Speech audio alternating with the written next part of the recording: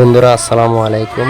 আজকে আপনাদেরকে নিয়ে আসলাম হযরত মুহসিন আউলিয়া রহমাতুল্লাহি আলাইহের দরবার শরীফে। আজকে 20শে জুন আষাঢ় হযরত বাবা মুহসিন আউলিয়া রহমাতুল্লাহি আলাইহের উরুস শরীফ অনুষ্ঠিত হতে যাচ্ছে।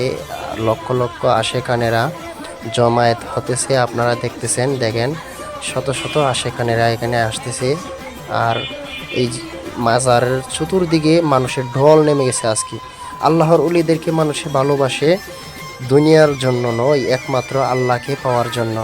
তো আমরা আল্লাহকে ভালোবাসি, এই জন্য আল্লাহর ওলিদেরকে মহব্বত করি, কারণ আল্লাহর ওলিগণে আমাদেরকে আল্লাহ চিনিয়েছে, রসুল চিনিয়েছে।